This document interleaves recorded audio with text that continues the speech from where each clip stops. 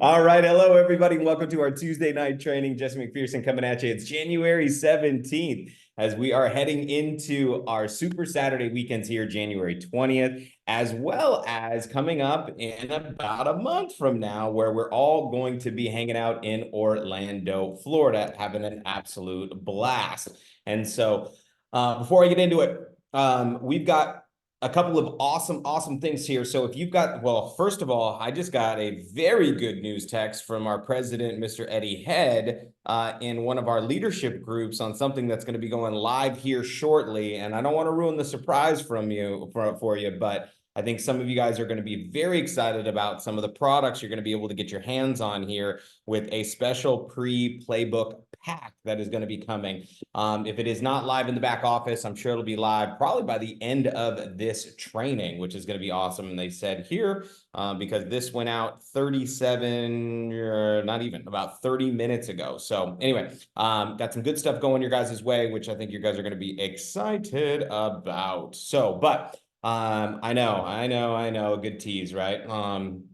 But stay tuned. You guys are going to be excited. But today, before we get into products and all that kind of stuff, I want to talk a little bit about this weekend. So last week, I shared with you guys about the Club Fit Challenge. So just a quick reminder on this is that we are live with the Club Fit Challenge.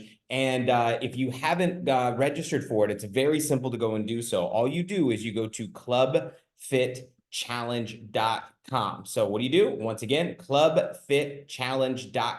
And if you go to clubfitchallenge.com, that's where you register for the program. And so it's a two-step process, but it's much simpler for you to be able to share and get credit for everything. So clubfitchallenge.com. By the way, I'm having a really hard time with my internet today. I actually lost on one of my leadership calls this morning. So if I randomly just drop off, that, don't be alarmed, don't be concerned. It's just my internet. So clubfitchallenge.com. Let's try this again. Ready, set, and go. There we go. All right. So it came up.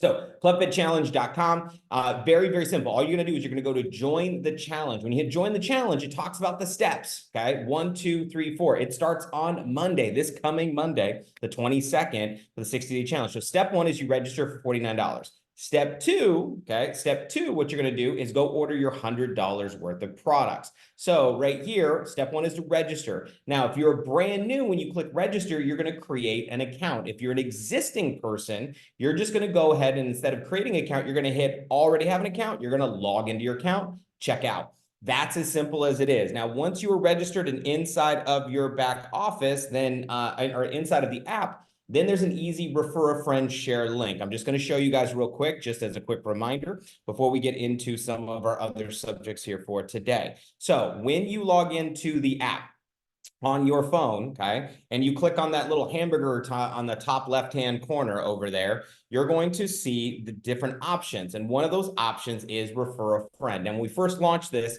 a couple of you got after it really quickly and got a few people, and it was saying the code didn't work. It all should be working fine now. But underneath refer a friend, inside of it, you have your referral code, and you can actually click on that little share button. You can share it. You can send it as a text, right? Send it to whoever you'd like. So it's very simple. That's how we credit you for your referrals for the Club Fit Challenge, okay? So that is the first thing we want to make sure that everyone's aware of. We are going to be filming a video with some great updates and some of the things on Saturday at your Super Saturday. So this weekend, we've got Super Saturdays that are happening all over the place, okay? And so if you have not gotten onto the website, teamsynergyagents.com. I just want to take you guys there real quick, just so as a quick reminder as to what we're doing here. So teamsynergyagents.com. When you get onto the website here and you scroll down, you're going to see all the important things. So right here on our homepage, we've got these incredible Super Saturday locations. These are some of the flyers that are available that you can download from the locations from the ones that we have. And obviously registration for Playbook that is coming up here, right? Oh, we got to reset that timer. Looks like it was probably set for January. Get that done. And then obviously the Club Fit Challenge, all the details around that. So most of the things that you're needing here is directly right here on the top of the page for Saturday and as we're heading into this next event. So before I get into the training here, what I want to talk to you guys about is building for events, right? So we are in an event-driven business. Now, an event can be a small event. It can be a big event. There's all kinds of different events that we have. Now, this obviously training is a training event, right? So we're here together on a Tuesday night or my Wednesday morning, coming to you from the future. And this is a event that we have. Now, this is an impending event that comes up. It is recorded. Now, on a scale of events, there are certain events that are low impact, certain ones that are high impact, but they're all really important. And a lot of them are going to string together to create legitimately the most important decisions that people make. Now, what is it you're looking for? And what is it that we want from an agent? So we understand as we build our business, you're going to be introducing people to the world of secrets. So I want to take kind of a top-down perspective look, and I want to kind of put you inside of my brain and the way that I see network marketing, the way that I see the real business behind this and kind of, take you up. Because how many of you guys would like to have a team of 100 people? Show of hands. Right?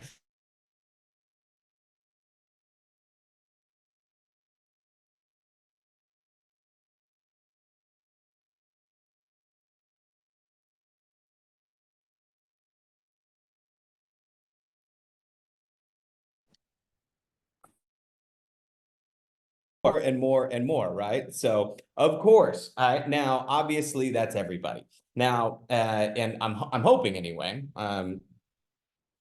Jesse froze momentarily. Oh, I told you my internet has been janky over here today. So was I frozen on you? You guys were frozen. I was like, how many guys would like to have a team of 100 people? And no one raised their hand. And oh yeah, there we go. Okay, all right. I was like, oh, not enough? Oh, I got it. You're like, 100? Who cares about 100 people? I only want millions, right? So anyway, all right, okay, I get it. It was my internet. So that's pretty funny. So anyway, let's get back to seriousness here. So when you're building out a team, whether you're building a team of 100, you're building a team of thousands, right? So what is it we're looking for? Is we're looking for leverage, right? So it's one of the big things of why build a network marketing business is the idea to build leverage. Now, there are different things in leveraging it, and you're looking to leverage your time. You're looking to leverage your a system. You're looking to leverage the company. You're looking to leverage the products. You're looking to leverage the programs. Like right now, if you have a team of people on this training, you're leveraging me, right? So you're leveraging my time. You're leveraging my knowledge, my expertise, which is important. So there's lots of that when we're doing this. But when I look at the kind of the grand scheme of things going, okay, what is our business model, right? What is it that we're really looking to create here? And how do I get towards where I really want? Now, what I have found is my expectations were wildly different than my understanding of what it really took, meaning it required a lot more people than I was thinking in order to hit the levels of success that I wanted. That was one thing. But it required far less people that were actually really committed. I'm going to say that again, because in one area, my expectations were off. I needed a lot more. And in one area, my expectations were off because I needed a lot less. And here's what I mean by that. I needed a lot more people to see what I was doing, join what I was doing than I thought. But I needed far less people that were really committed to earn the type of business that I wanted, the type of income that I wanted. I'll explain. I know that sounds maybe a little bit confusing in the beginning stages of this, right? But what I mean by that is we're going to go out there and we're going to show people our product. We're going to show people our club. We're going to show people our business, and they're going to decide yes or no. And I want to kind of draw this out for you guys so you can see it. All right. Now, when I take a look. So hopefully you guys can see, right? So the first thing that we have is this. So we have a total number of population, which are, we're just going to put people over here, right? So this is the total number of people in the population. Now, when we expose this group of people, right? From this group of people that we end up showing our program, our product, they're going to say yes, or they're going to say no, right? That is the game. Now, what percentage of those people is going to say yes and say no? I'm just going to say this group of people, right? For an example. Now, let's say from this group of people that say yes and say no, now that would obviously be a large percentage, but we're going to go with it for just a quick second, just for the example and the analogy. So this people said yes, meaning they joined. Okay. Now, I had the expectation the majority of people who joined were going to do something. How many have found out that is just not the case? It's just not, it's just not. Oh my God. If everybody who ever joined actually produced, whoo, man, this thing would be a whole lot simpler, right? Now, what I found was that there's just a lot of people who joined and they just don't do much, okay? Or they don't do anything at all. Very, very, very little. Now, there's a group of people that join, and then there's a group of people who start, okay? Because they're different. Did you guys know there's people who are professional joiners? Like they join and they legitimately don't do anything, right? Now, people say, well, what do you do with those people? You love them. I love my joiners. I love all my people who join, right? So, and a lot of times people get upset with their joiners because they're like, these people, I got all these people and they're not doing anything. No, they're doing probably the most important thing. They're purchasing. They join, all right? So it's great. Now, I love them. However, right? So, okay, now we've got joiners. Now we have people that start, right? Now, are there a lot of people who start who don't continue? And the answer is what? Yeah, lots of people who start that don't continue, right? And that's part of it. Now, I'm just educating your expectations here. And then the next thing that you go is after this is that you have a producer. Producer, okay? So that says producer. All right, so you have a producer, meaning somebody that's going to consistently, they're going to show up, right? They're in it for their reasons. They want to continue, they want to build, they want to grow, they want to learn, they want to develop themselves, right? And whether or not they end up kind of taking this thing to the moon or not is up to them. And then eventually, after a period of time, right? So, and then you're going to find this little sliver, right? So, and what is this little sliver? Is I would call your leaders, okay? Leaders, right? Or a leader. Now, for me, okay, when I was like, the amount of people I have to find that end up saying yes, to find the people who join, to find the people who start, to find the people who produce, to find the people who lead, I'm like, this is impossible. I remember having this thought, right? That it was going to take just a crazy amount of time, right? Now, for some, yes, for some, no, and some people develop. Now, there's two types of leaders. There's leaders that are developed, and well, all leaders are developed, right? I think one of the best quotes that I ever heard from John C. Maxwell when he was being interviewed, and somebody said, "Are leaders born?" And he said, "Well, I've never met an unborn leader." He's like, well, of course they're born. And I know what he was saying. He was being a little facetious, and he is what he meaning like, are people born into it? Meaning they either can lead or they can't lead. And he was like, no, leadership is developed, right? And it's something that anybody can develop over a period of time. Now, the reason I'm sharing with you this, and I want you guys to kind of take a look at this, is this was in the beginning for me a little daunting. This was almost like, well, how am I going to get there? And how you're going to get there is by events. How you do this through a process of elimination in terms of who's going to be your serious people. Now, I don't make somebody wrong for doing what they want to do in their life, but my goal is to help move them through this process. So how do I do it from small events, which are leading to big events? And big events, because what I'm looking for is somebody that I call all in, okay? Now, what's somebody who's all in? All right, let's describe this. Now, you can even type it into the chat box, guys. So type in the chat box. I want you to give me a description of somebody that is all in their secret business. What was it? How was something that you would use to describe an all-in agent into their business, right? So if you got anything, let me know. For me, obviously committed, yeah, doing it no matter what, all right? So consistently going to trainings, dedicated, right? Consistent, right? So they're daily doing their business, consistently showing the plan, right? No other options, meaning they're going like, this is it, right? So they're not distracted by the millions of opportunities that are out there, because look, there's lots of companies, there's lots of ways, but they're somebody who's an all-in person, right? So at the way I would thinking about it is this, somebody described it to me as this, is like they're married, right? So right now, obviously people have different interpretations of marriage, but in a traditional sense of marriage, of going like, look, I'm married, I'm not looking to also date, right? So this is it. I'm committed to this. I made a decision. I made a vow. I made a whatever you want to kind of take a look at it, right? where they're all in on this, right? So if somebody comes to them and says something, they're like, no, this is it. I don't need you to believe what I believe. I don't need you to believe in what I believe, but this is what I believe. And I'm looking for people who believe what I believe. And they're consistently out there showing the plan, improving themselves, and showing the program, right? So you guys have some great things in here, which I really love, right? So committed to being consistent, absolutely. Coachable, belief, all those different things, absolutely, okay? So for me, how do I get an all-in agent? Because generally speaking, a new person is not all in the day they join, right? So in fact, most of the people we find out that are joined aren't even really recruited yet, which is okay. In fact, I don't want it to be a massive decision for somebody to join.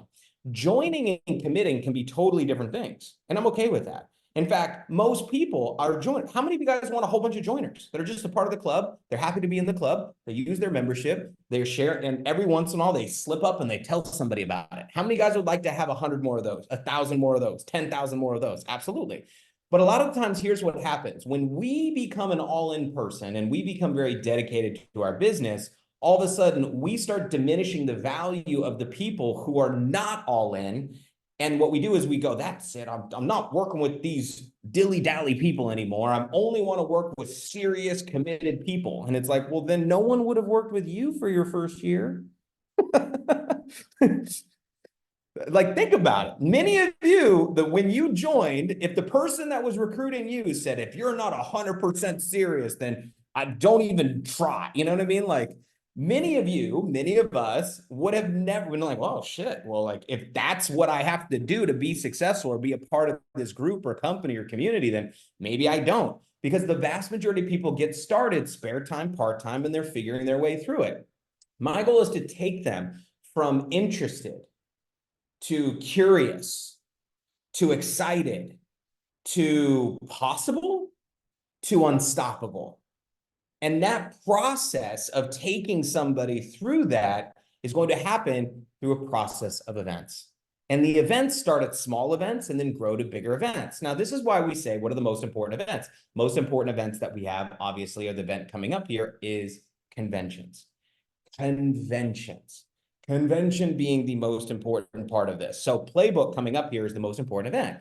Now, to a new person, they don't know it's the most important event. They don't even understand why it is important. In fact, a lot of people are looking at it going like, I just joined, and now you're asking me to spend more. And you're like, it's not spending, it's investing. But not to them, it's not. They don't understand the investment process yet. Because why? They're still in the I just joined phase of this. They're not in the all-in committed phase of this. Now, many of us, when we make that transition, we want everybody to be in that transition with us. We want everyone to be in that phase with us and believe that. And a lot of times they're not. We need to take them and guide them through that. So where do we start, right? We start about this at these small events. Now, getting into the big events here, I want to share with you one of the things that I was doing for many years and one of my biggest goals and something I highly recommend that you put on your board. How many of you guys would like to earn 6 figures or more in your secret business? Show of hands. Let's see if I'm frozen. All right, we're not frozen. All right. That's good. So if 6 figures is the goal, here's one of the things I was taught because it was a difficult number to wrap my head around. I'm going like, how do I make $100,000 a year in my network marketing business? Now, the first year I made $100,000 in network marketing was 2006. So this was a long time ago. And one of the things that they told me, they said, is how many people you have at the major events will determine approximately what your income is. Now, they were like, we can't make a guarantee, we can't make a claim, but we have found this to be pretty consistent. For every one person on your team at the convention, you can anticipate to make about $1,000 in annual income per person. So the number that they gave me was to have 100 people at convention. Now, that sounded like a lot in the beginning, 100 people at convention. So if I can get 100 people on my team, now for me, I was like, man, I'm struggling to get 3 people, right? So, but what they told me was like from one event to another event, we do 3 events a year. So if I get 5 to this event in January or February, and those 5, I can get them to get 5 to get to the next event. So by the summer event in July, we've got 30 or 25. And then those 30, I get 5 of them to get to the next event. Now, of course, we know that 5 never get 5, never get 5. Here's the difference that I did not understand inside of network marketing. I was taught this, right? And I don't know that I was taught this. I was shown this. and then where my belief went. How many of you guys have seen this, right? So this is you. And you get 5 people, and then they get 5 people, and then they get 5, right? Which 5 times 25 is what? 125. And then they get 5 people. 125 times 5 is 625. And then 3,125. And then 15,625, right? And then it would go on, so on and so forth. And this is a lie. A lie, lie. This is not how it goes. This is not how it goes, ever, never. Oh my God, right? Now, conceptually it is, but here's how network marketing works. Is you, and you get this person who signs up this person, who signs up this person, who signs up this person, who signs up this person, who signs up this person, who signs up this person, who signs up this person, and this person gets thousands of people.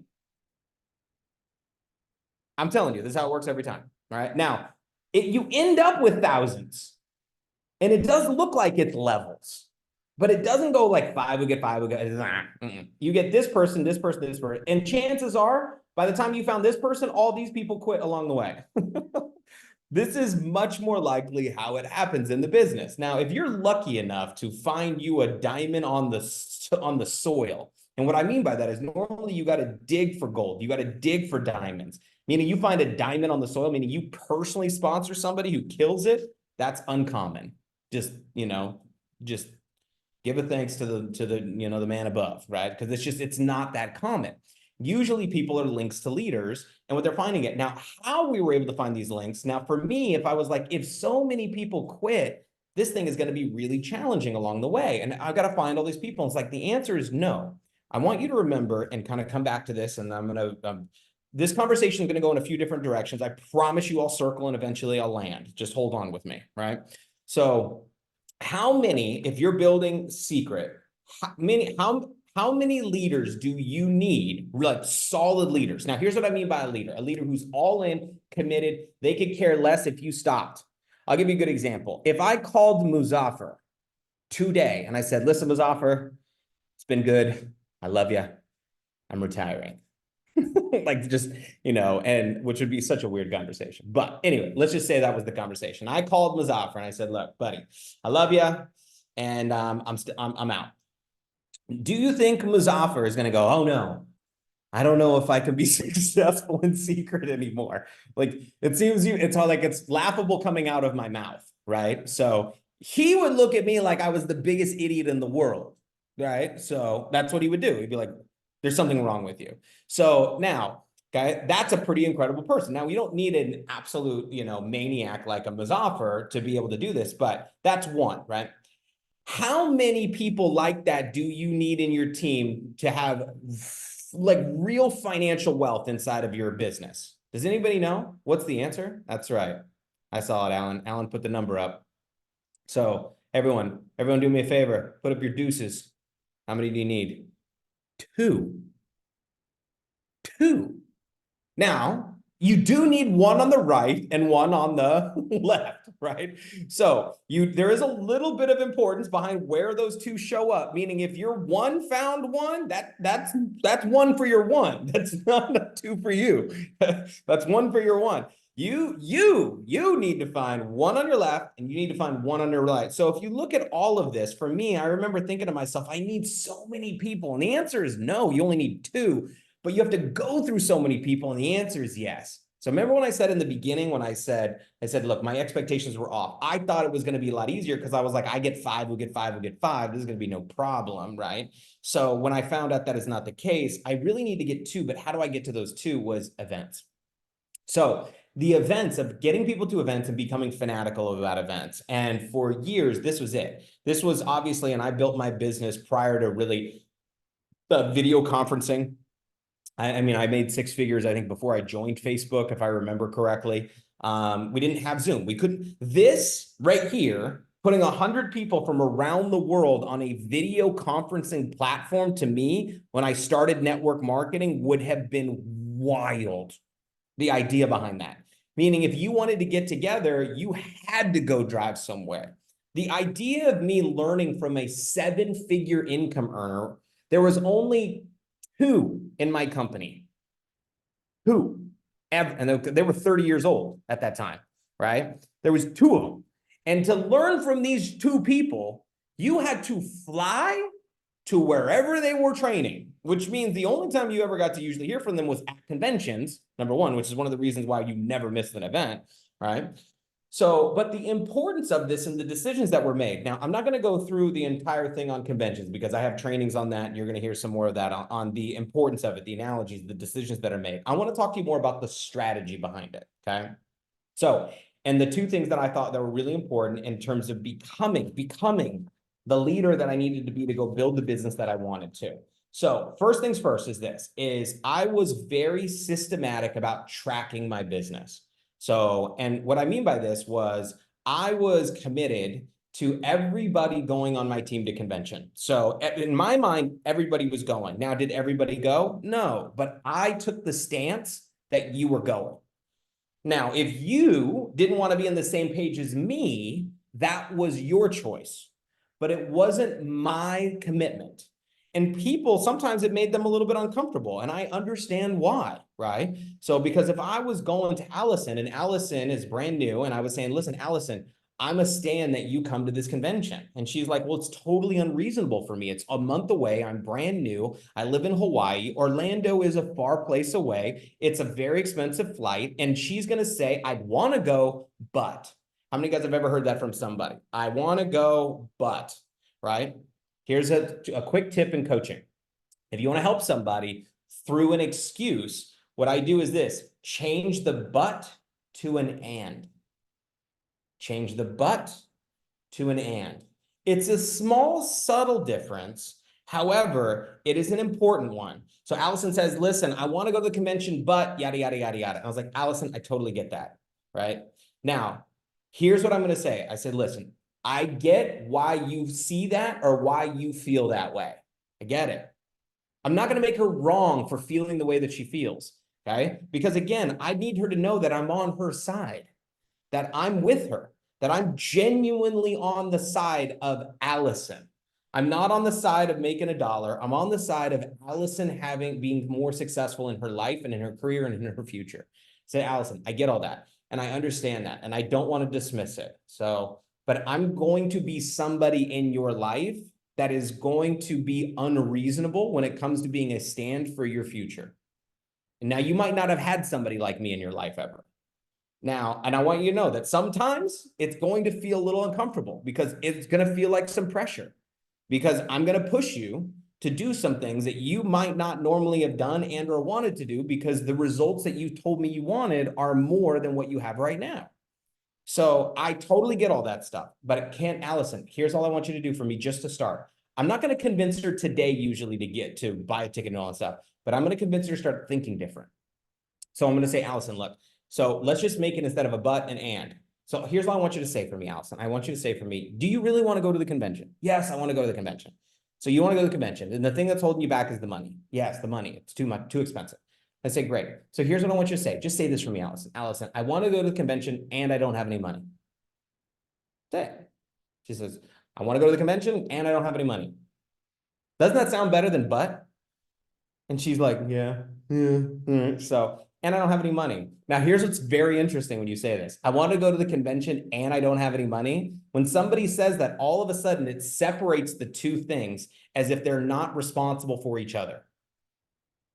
If I can isolate the objection to what the objection is and separate it from the but, because immediately when somebody says, I want this but, it doesn't matter what the beginning thing was. They've already negated it. I don't want to negate the first thing because the first thing needs to be as powerful and needs to be more powerful than the but. Because if I can't get the first thing they said to be more powerful, the but always wins, right? And I'm not trying to make it a but. It's an and. Okay, I want to go to the convention and I can't get off of work. Not I wanted to go to the convention, but I can't get off of work. There's no possibility there, right? And I don't want anyone to think to themselves that the excuse is more powerful than the purpose, right? So first thing is this helps me a lot in my conversation. But then what I'm going to do is I'm going to walk her through this. Now, I would do this with everybody. So in my house, I grew up, many of you guys know my background. I was a professional dancer choreographer. So I had to choreograph these dance routines. Now, I lived in an apartment in Los Angeles forever. And so I didn't have access to a dance studio. So what I did was I went to Home Depot and I bought these big ass mirrors and I put them on my wall. So one of my walls in my bedroom was always a mirror. The whole wall was a mirror. And I grew up sleeping on a futon. And the reason why I had to get a futon is because I had to fold it into a couch. So I had enough room to choreograph in my one bedroom apartment, my dance routines. So anyway, that's that little background story for you guys. But now here's what ended up happening. So what I learned was this, is if you have dry erase markers, you can draw on mirrors with. So what would happen is this, is my mirrors became my tracking board for conventions. And so what I would do is I would put up there everybody that said they wanted to go to convention, and then I would have their name, and then I would have 3 columns. And I want you to write these 3 columns down because I think they're really important when it comes to your promoting your business, okay? And I would track this. So inside on my mirrors, on my wall, so I had the name, okay, right? So, and then what I would have is I would have transportation, okay? Then I would have hotel or room, and then I would have ticket, okay? And interestingly enough, I would have them in this order. Now, for me, my goal was to be able to get 100 people from my team, at least 25 from 4 different legs, because in my first company, I had to build multiple legs, much more legs than secret. But through this process is transportation, hotel, and ticket. Now, here's what was interesting, okay? I found out from the years of doing this that just because someone had a ticket did not mean that they were necessarily showing up. But what I did find out was that the people who had their ticket, their transportation, meaning their flight booked, those people almost always showed up. So I stopped focusing on selling the ticket to the people that didn't have the money, and I broke the entire thing down into 3 steps. This being the first step. So Allison is telling me, you know, let's say Alice lives in Chicago. I don't know why I keep picking on Allison. It's just because I love her and I see her face and she's always on here and you're amazing. And she always helps me with, you know, accepting everybody into the rooms. So what I would first do is this, is I would say Allison, and maybe she'd give me the excuse, I don't got the money, right? So I don't got the money to go to the convention. So I'm like, perfect. Well, Allison, have you looked it up yet? Do you know how much it's going to cost you? Did you guys know that 99% of the time when someone says, I can't afford to go, they haven't even checked? They haven't checked yet. So I got really good at this, right? And it would just take a couple seconds. Like this is job. People say, well, I feel like I'm babysitting people. You are. Adults are big babies. Did you guys know that? Like big, giant babies. Now, here's the thing. You want to make a lot of money in this business, be a high-paid babysitter. Be a high-paid babysitter, not forever, for a short period of time. Now, are babies forever? No, babies eventually grow up. The problem that a lot of people think when I say this is that I'm treating people like babies forever. No, I'm just babies while they're new. But once they get to conventions, they're not babies anymore. They're not, right? So they're at least toddlers. And then they hit teenager phase. And my favorite thing about network marketers, when they hit teenager phase, they forgot everything you ever did for them. Nothing your upline does is right. And they're just, you know, those are my favorite when they hit teenager phase. Actually, I have an entire training in network marketing on leadership of how raising network marketers is like raising kids. Anyway, that's a whole nother story. And then how you got to use grandma and grandpa, and then they come back to you when they're older and they have their own kids that are fighting with them and going like, I can't believe I was so mean to you, blah, blah. And yeah, it's pretty similar. But some of y'all know what I mean. You need third party. That's why you need grandma. Yeah. Anyway, that's a whole nother ballgame. That's a whole nother training. We're not getting into that. We're getting distracted. Pay attention, people. Stay on task. Stay on task. Anyway, going to the convention. Transportation.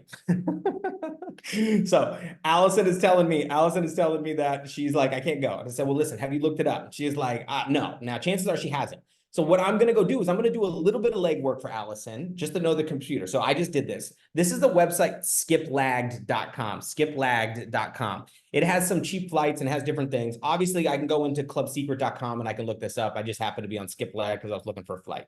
So look at this. She's in Chicago to Orlando, February 16th. If she flies on Friday, she flies out on Monday. I could change this to Thursday if she wants to come in on Thursday, but maybe she's flying in. So I'm just going to find it for her, whatever she can do. Now, take a look at this. So here's a nonstop flight on Frontier Airlines on a Skiplagged flight. Check this out. So what Skiplagged has is these stupid flights where it's cheaper to buy the ticket that flies from Chicago to Orlando and Orlando to Houston for only $132, right? So versus the same flight that flies from Chicago to Orlando on just Frontier. So you're actually buying it, you got off here. The only problem with that is you can't check a bag, because if you check a bag, it goes all the way through to Houston. So you'd have to carry on if you were doing that. But even at $200, right?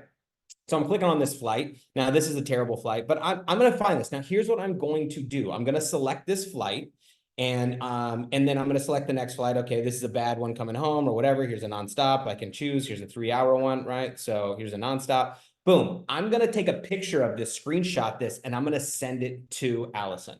And I'm going to send this to Allison because the flight is $278, and she could get a little bit cheaper, but it would take her longer, but it's probably not worth the time. Now, why am I going to do this? So the reason I'm going to do this is I have now broken down, and we know exactly what it is. Remember, for her to get to the convention, I don't need her to buy her plane ticket, her hotel, and her ticket today. What do I need her to do first? Her ticket, her flight, transportation. If she's got the flight, we're figuring out the rest. I promise you. I don't have to sell them on all that. I got to do one sell, and then the rest of it, I can tell you, there's not one time that when you get them to get the plane ticket, that they're not they're committed now. The hotel all of a sudden becomes easy. Why? Because the hotel's usually the cheapest. All right. So now if somebody's balling on a budget and you got to do what you got to do, right? You might not be staying at the host hotel, right? Now, and I get it. Now, look, and I'm the person, look, I had to do what I had to do. All right. So I remember us literally staying at the Motel 6 that was not near the convention. And we, rented a car because it was cheaper to rent a car with 4 people and then drive back and forth to a hotel that was like 12 miles away. And we did what we had to do. Now, the hotel, it was scary, but, we survived, and now we have stories to tell ourselves about it. Now, some of you guys aren't in that, but I was a kid. Now, if you're an adult and you've got some adult money, then you figure the thing out. However, what I didn't let people do is this. I didn't let I can't afford to stay here be the reason that they didn't go. So I would go, okay, well, what is the way that we could make this happen? So first, check off transportation. Now, let's say Allison, look, I found the flight. It's $278. Now, how long did that take me? 15 seconds. Even if it took me 1 minute to go look up a flight for somebody and send it to them, here's what I love about that. You and I both know, but what is she thinking about me right now? I want you to think about this. What she's thinking about me is, dang, this guy is for real about me going. He's really not accepting an excuse behind this. This must be this really important. You know how many people I got to conventions, not because they thought, but because they believed that I believed it was the most important thing for them in their life. And they could feel that, they could get it. And I didn't make them wrong for having a but. I would just change it to an and let's figure this thing out. Now, I would use analogies, I would use stories, I would use whatever. But honestly, this system, transportation, room, ticket, in that order, is what got me to get well over 100 people to a convention within a couple of years. Now, there were some people that I probably pissed off because I was too aggressive and too, in your face about it. And that was okay. And I'm okay with that, right? Over that period of time. But what ended up happening was getting these people to it. So ticket, hotel, you figured out if you got to stay somewhere, you got to rent a big Airbnb and put people in and sleep multiple people in a room. You figure it out, right? So, and I wasn't opposed to it. Now, here's the thing. A lot of times in our everyday lives, a lot of people are out there fake it till you make it and keeping up with the Joneses, and they don't want to let people know how bad things really are for themselves. And I understand that. I understand the idea behind that. I understand it. But here's the thing. You don't need to do that in your secret community. You don't. It's okay. It's okay to go hey, man, I am struggling to make ends meet. We are so the person that is struggling the most and still finds a way to get there, no matter what, we respect and admire that person. We applaud that person. There's not a single person that if you get to convention on fumes and on faith and you get there and you show up and you're saying, look, man, I don't even know, does anybody have, an extra sandwich that I could, because I've spent my last dime getting here. This community of people We're not only going to support you and applaud you for being there because we know that you're up to something in your life, you're investing in your future, and you found a way to make it happen no matter what. Now, I'm not saying that the rest of the world will think the same thing, but you don't need to try to put on a show for the people here. For what? We're all on the same path and trajectory together of creating a community and a wealth of community. So these are a few things that I did when promoting events and conventions. Now, through this time and through this process, you have to start now. And what I mean by start now is you have to start promoting now. Just like recruiting is an exposure process, conventions are an exposure process. If you start pushing for convention on February 10th, it's too late. It's too late. They need a process of exposures, a process of time for them to be able to see it happening. I need them to tell me no 5 times that they can't make it happen for me to finally get them to say yes on the 6th time that I told them that they're coming. You know, so someone says, listen, Jesse, I can't go. And I was like, I know I can't, but I'm so excited you're going to be there. And they look at me like I'm crazy. They're like, Jesse, I can't go. And I was like, I know you say you can't, but I still think you're coming. I'm telling you, like, you're coming. I'm committed that you're going to be there, right? And look, I don't know how, and it's unreasonable. I get I'm being unreasonable. Now, I don't mean being unreasonable, meaning I'm ignoring the issue. I'm not being unreasonable by ignoring the reasons. I'm being unreasonable in the fact that in the face of those reasons, I believe we can figure it out. I believe you can figure it out. I believe it. I do. You can call me crazy. You can call me stupid. You can call me nuts. You can call me whatever, but I still believe you're going to be with me in Orlando. Now, why? Because I put your name on the board. We just don't know your transportation, your hotel, or your ticket. But then all of a sudden, I could even call them and tell them I got one of these. Let's say I got a room that somebody needs, somebody like, hey, listen, I got somebody's room you can stay in. You can split it. It's only 40 bucks. 40 bucks a night. You're good to go. 120 bucks. That's like nothing. Come on, man. Let's get it. Right? You have something in your closet, something in your garage. Go sell it, make it. Facebook Marketplace. You could sell some shit. You got some clothes in your closet you don't wear anymore. I'm serious, right? So like figure it out. Like let's go. And again, here's the thing. A lot of people feel like, oh, you're doing it for them. No, I'm getting them to realize how important events are. When they see me like this is what brought me a large group of people. Now, from that large group of people, from the quantity, I got my quality. From the quantity, I got the quality. You are never going to get a quantity of quality. That's not how it works. You don't have 1,000 people on your team and have 1,000 leaders. That's not how it works. You don't have 1,000 people on your team and have 100 producers. It's not how it works. Now, I wanted it to work that way, right? So, but what I'm doing is I'm looking for duplication. Now, I want to describe to you something different I was talking to our leaders about today of automation versus duplication. Unfortunately, we live in a world where a lot of things are getting automated, AI and all these different things, which is great. I'm excited about technology. I'm excited about the advancements of it. I want to use technology to my advantage instead of being fearful of it, right? So I want to do all this. However, okay, there's certain things that people want to be automated that are not automatable yet, and maybe never will be, right? One of them is your transfer of belief from you to another person. So the difference between automation and duplication is automation is something else is doing something for you.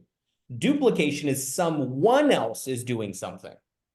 Not something, someone, right? So what I did was I ended up duplicating myself, and a few of the leaders caught on and they were like, man, if I want to be successful like Jesse, I have to be like Jesse is. So guess what they started doing? Making their list, drawing on their whiteboards. They sent me pictures of it. They started getting people to set their transportation. They started looking up flights. They were like, I'm going to be an unreasonable stand for you, like Jesse was for me. And I had a few. Now, guess what? You don't need a lot. How many do you need in order to really kill it inside of your network marketing business with Secret? You need one on your left and one on your right. Just need 2, right? Now, could it take you a year to find one of those? Yes. Could it take you 2 years to find one? Yeah. Could it take you 5 years? Would it be worth it? And the answer would be yes. Right? Now, does it really take 5 years to find 2 good people? The answer is no, it does not. Even if it did, it would be worth it. It doesn't. The challenge is most people aren't consistently doing activities that would lead them to those 5 and develop those 5 and get enough people to conventions to figure out who those 5 are, okay? So I want you guys to describe to me, okay? This is a kind of an important task, and I'm gonna have you guys write into the chat box. So I need some participation from you guys here today as we wrap up today's call, okay? So as we are going through this, I want you to describe now, what is it we're looking for? What do we want? Now, a lot of the times when we want something, we want to emulate it, right? So if we're looking for the end all be all, I got to go through a lot of people that say yes, say no, maybe, kind of, sort of, blah, blah, blah, blah, blah. And then I get a set of people who join. From the joiners, I get starters. From starters, I get producers. From producers, I get my leaders. So let's describe a leader. Okay. Now, before I asked you to describe somebody that was all in, okay, which you guys gave me some great descriptions. I want you to describe to me from the people that you admire in secret, that have the success that you want, that you look up to, because they say 5 people have what you want, right? So, and do what they do, you can have what they have. So I'm going to open up the chat box here. And what I want you to do is I want you to describe to me the leaders that you admire or resonate with and want to be there for. And then also, because we want to see, what are we looking for, right? So perfect. I've got a couple here. So we've got hungry, right? They're hungry, relentless. That's a great one. Committed. Okay, so you guys are going good. I like this. Okay, passionate. I like that. Passionate. Okay, I got outgoing, right? So outgoing, integrity. I got a good one here. Integrity, right? So passionate, leading, integrity, dedicated, right? They're a doer, right? They've got no excuses. Okay, no excuses. What else they got? So what's up, Beth? So willing to fail forward. So willing to fail. Okay, so look forward. Okay, leader's a self-starter, right? Work before you have to tell them. They run by their calendar, right? So they're a self-starter. Okay, so they're motivated, right? So let's see, genuine. I like that one. Yep, genuine. Okay, so serving, right? So again, I want you to think about the people that you aspire to. Unafraid. Okay, right? So fearless, fearless, thick skin. I like that one. Thick skin, right? So nothing really kind of stops them. So heart, right? They've got heart. They've got passion. We got passion on here a lot. Focused, that's a good one. Focused, okay? Focus, fear, empathetic, consistent, emotional intelligence, right? So absolutely. All right, now these are great. Committed, honest, resourceful. Ooh, I like that one. Resourceful, authentic, disciplined. So first and foremost, nothing without that. Coachable, there's a good one, right? They're coachable, driven. I think if we didn't have that, we didn't. Consistent, yeah, consistent. There's definitely a big one. All right, authentic, great time management, hungry. Okay, character. Okay, so character is interesting because everybody has character. You just might not like it. So you'd have to probably be a little more specific. Vision, yeah, vision. I like that one. Vision, drive, want to help others succeed. Love, okay, love. These are good. Okay. All right. Tenacious, backbone, learner. Okay, perfect. So we got a good amount here. So I want you to take a look at this. All right. So I'm gonna hold this up. This is important. So if this is what I asked you guys for. Now, I didn't really coach this in any direction. I asked you guys, I want you guys to get the task here. I asked you guys, describe to me a leader that you admire, that has, kind of what you want in terms of secret, and all these different things. Describe to me what that looks like, So find people have what you want, do what they do, and you'll have what they have. Here's what's fascinating about this. I want you to look at this list. Not one of you, and I didn't script this, not one of you said great recruiter.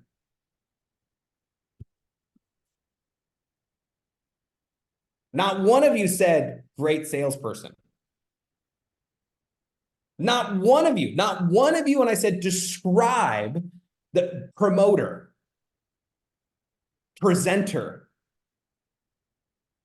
like I asked you to describe to me these leaders, and 100% of what you described them as the people you look up to, was you described their personalities, which was interesting, right? Now, this isn't good or bad. I just find it fascinating, right? So, because this is where a lot of people, I think, look at this, and a lot of times they disconnect from being successful inside of this business because they're looking at people's characters or personalities and not their skill sets. See, you're not going to be Jesse. I am weirdly weird, as you all are too. You're all weirdly weird, okay? You're not going to have my upbringing. You're not going to have the mom that I had. You're not going to have the weird childhood of growing up in the mountains and going on sweat lodges and fire walks and vision quests when you're 12, and then becoming a professional hip hop dancer as a white boy surrounded by everybody who's not white in a strangely multicultural world. Growing up and start teaching dance. You're not going to have any of that. You get none of that, which is a big part of who I am.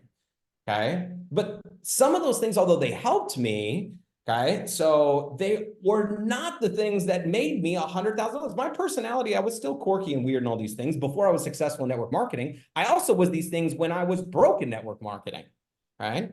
So what were the skills, right? Now on this. Now, here's what's amazing about this though. Okay. How many of you guys have these traits? How many of you have these traits? All of you guys have these, but most of you don't do them consistently enough. But the thing is, there's nothing in here that you don't have. How many of you guys have been passionate at something at some point in your life? All of you. All of you have been passionate about something at some point in your life, right? So you can't tell me you're not passionate. How many of you guys have been committed to something? Getting a good grade on a test for something, being in doing well in this sport that you were in, or something you were committed to going to this one concert that you didn't have the money to, and your parents said you weren't allowed to go to, but you figured out a way because you were committed, you were driven, you were relentless. Okay, so in other words, you can't say, well, these people have something I don't have, because you have relentlessness in you. You have motivation in you. How many of you guys have been, no, I'm a shy person, right? Yeah, but is there a moment where you haven't been shy? Yeah, it's like, I always love this when I say, especially mothers, oh, I'm shy. And I was like, look, if you're in a mall and you turn around and your son is lost, how shy are you? Yeah, you ain't shy no more. I mean, so in other words, you have outgoing in you. You have no excuses in you. You have willingness. You have all these things. These things are already in you. So the thing is, it's not whether or not you have them or not. It's whether you activate them or not. I'm going to say that again. This is important. It's not whether you have them or not. It's whether you activate them or not. You have them. Listen, you have these things in you. The question is, do you use them regularly? And there are times, honestly, I look at this where I go, no excuses. There's times I have excuses. I have them all the time. I have them all times with certain things. So it's not whether or not I've had moments where I take no excuses. It's whether or not I'm deciding to activate service in my life. I'm activating fearlessness in my life. I'm activating coachable in my life. I'm activating consistency in my life. And I'm choosing it. These are choices that you guys can make. So, but when we're looking at this, I want you to be a little bit careful. And I hope this was a very clear indication of this. All right. Not one of you gave me a skill that makes a network marketer successful. Now, when I started this training, I said the most highly paid skills in network marketing is promoting, right? Another one is presenting, recruiting. These are important skills, right? So, and when I asked you guys to describe to me the people, it's this. Now, I like the fact that it's like, okay, these are the people who I want to embody who they are or what they're like. But a lot of their personalities is not what made them financially successful in network marketing. What made them financially successful in network marketing is they learned skills. Now, these things are more fun. You know what's not as fun is literally calling 100 people a day to find out if they have their transportation and their hotel and their ticket for convention. You know what's more fun? Learning about how to be more outgoing. I'm telling you, it is. It is. I promise you. It is not as fun going through that. But guess what? That stuff didn't make me the type of money that what I'm telling you made me the money was. I was a fanatical at follow-up. I would follow up with you until you buy or die. That was it. Like that was it. Like, so now some of them didn't die, but they were dead to me, or I was dead to them. They were like, never call me again. And I would be like, okay, talk to you soon. I was nice. I wasn't mean, you know? So, but through this process, I want you guys to be thinking about your business a little bit differently.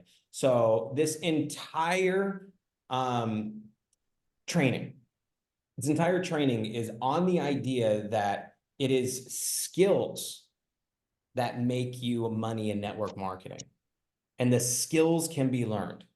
And one of those skills that just requires diligence is every day doing those actions, like following up people, making sure that they're coming to the convention. Do they have their transportation? Do they got their hotel? Do they have this? Now, am I doing this for my entire organization? Yes, in the beginning. And then the goal is to duplicate myself, obviously. And the reason why I'm going to be duplicating myself, okay, is I'm looking for the person who's going to emulate my behavior, so they're going to do it for their team. But in the beginning, this is how you get 100 people to a convention, is you become fanatical about the systematic skill of getting them there. So do not wait, do not disassociate the personalities of people, of how they are as leaders when we see them and they're charismatic and they're great on stage and they're driven and they're da da da da da da da da da da. And when you peel back all of that, you'll find out that the actions that these guys are doing are what made them the money. Because I know some people that don't have the glitz and glam. They're terrible on stage. They're not charismatic as all get out. In fact, some of them are very, very, very socially strange and awkward. But however, they are consistent as all get out when it comes to the actions that actually make them money. So let's get out there and promote like crazy for this Saturday. So the things that I would be focusing on if I'm you right now is this. Club Fit Challenge. Get in the Club Fit Challenge and get everybody on the Club Fit Challenge. Getting people to Saturday and getting people to Playbook. Those would be my big tasks right now, because I need to be promoting now so they have 2, 3, 4, 5, 6, 7 exposures before it's too late for them to even make a decision to come, because it's coming up on the event. So hopefully you guys learned something today, give you a little bit different perspective, some ideas, some new things to be thinking about and building out your business. And anyway, I hope you guys have a great night. I'm gonna have a great day over here because it's 84 degrees and I got flip-flops and shorts on, and I'm gonna go out and do something in this beautiful weather. So sending you some love. I'll see you guys in Orlando. Bye.